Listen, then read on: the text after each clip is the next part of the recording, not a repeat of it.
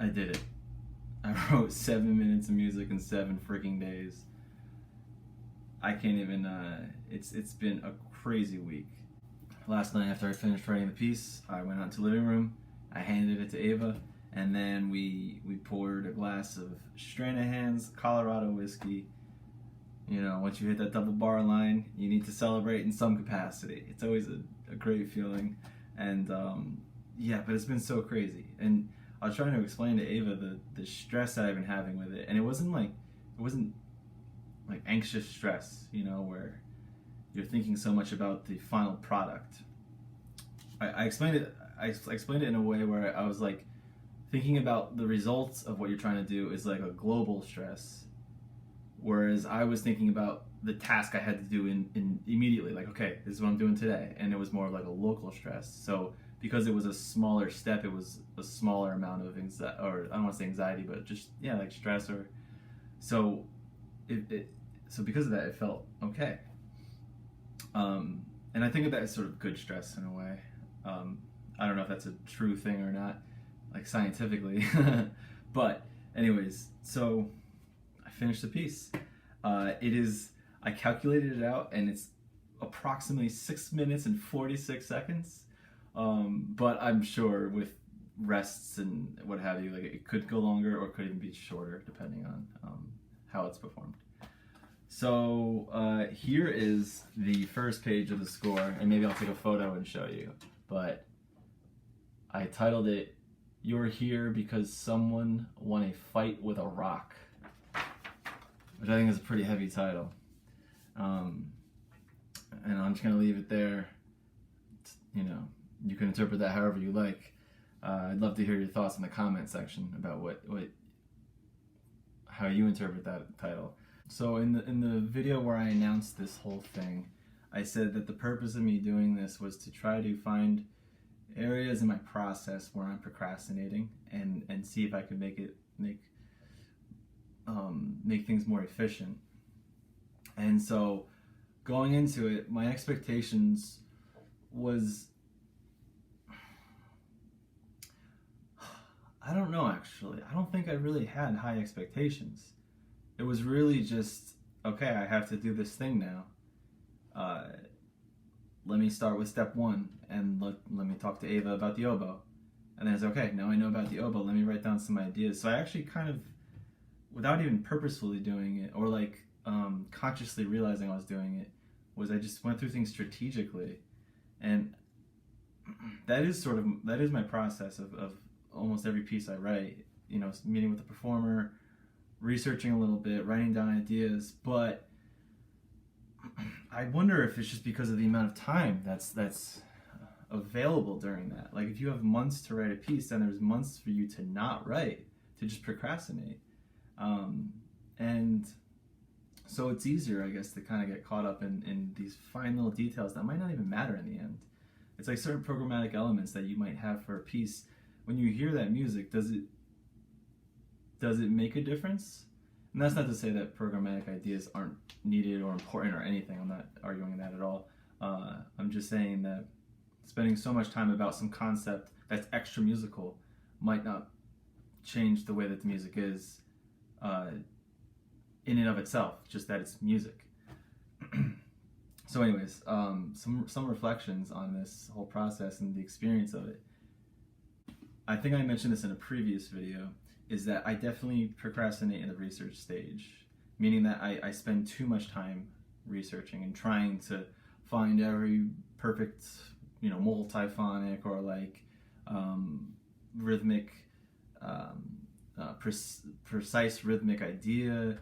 And so in this instance, because of the limited time frame, I was able to expedite my process by meeting with Ava more, and by meeting with Ava enough to where I can hear the music. And I think that's what that helped a lot. That is something that I do try to do quite a bit, is send things to performers and have them play through it and then hear a recording of it or something like that.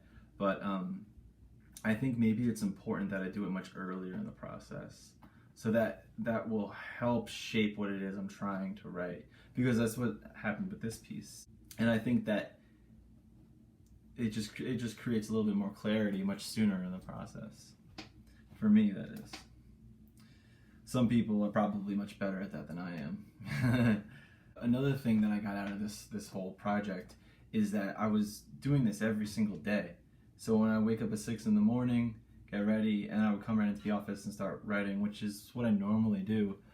But I work at a hotel between 8 and 2 in the afternoon. So whenever I go home from work, I'm usually pretty tired. But I would jump right into doing this right away. And then often after dinner too, I would continue composing and stuff and doing this work. Given that I only had a small amount of time to do this, so I had to get it done. And that's not entirely necessary for longer, long-term projects, even if it's just 3 months. But because of the urgency of it, it sort of forced me to have to try and find the muse, if you will. And so, regardless of how tired I was or whatever, I still had to put in the time to try and make it happen.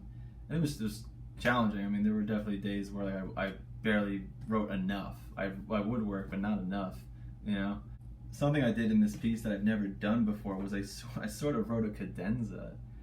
I wasn't really, it kind of just happened, honestly. Like, I wasn't planning on doing it.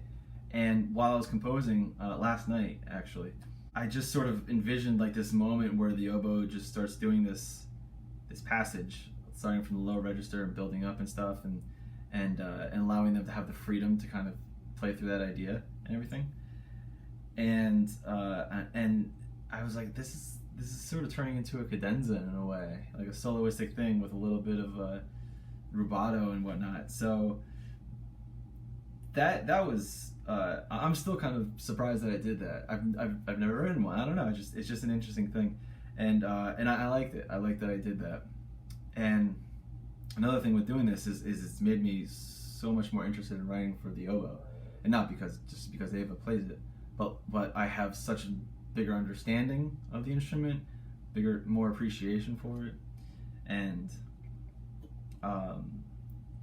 because I got to get a little bit of a taste of writing for it, there's still, even already, it's only been a day since I've finished writing, is that I'm like, oh, there's this that I could have done, or like, what if I did this sort of passage, and of course I could continue to rewrite this if I want to and stuff, and I might, but I do like the idea of kind of leaving it as is. So yeah, 7 minutes of music in 7 days. Interesting. It's just an interesting thing, but I'm glad I did it. I don't think I'm going to do it again, at least for a long while.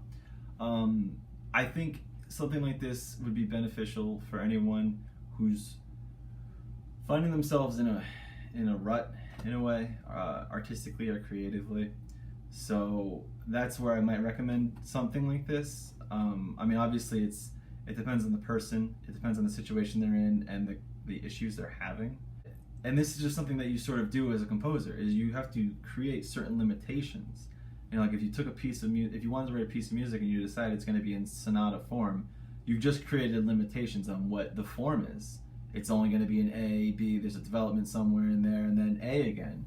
And so you're not going to really veer outside of that. Maybe a coda, but nothing extensive. So the form is established. There's your limitation. Then you decide a key if you're writing in some sort of tonal center, or if you're not writing tonally, but you maybe have a pitch center if it's atonal or has microtonal elements. So there's always limitations that you have to set as a composer. And for this specific project, the limitation was 7 days and 7 minutes of music. I would definitely not recommend doing this on a commissioned piece. If you're being paid to write a piece of music, then take as much time as you can. Use as much time as you can, I should say, to write the best piece that's possible, that you're capable of doing. So yeah, so this is the day 7.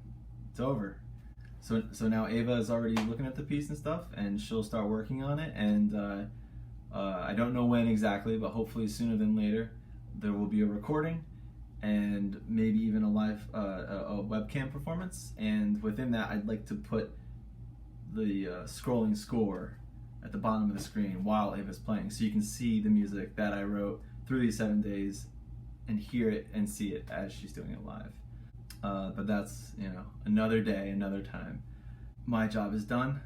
I'm gonna go now relax with my girlfriend and enjoy the rest of the day. Thank you all for watching and being a part of this with me, and I look forward to more interesting, bizarre adventures that composing leads to. So, alright, take care everyone.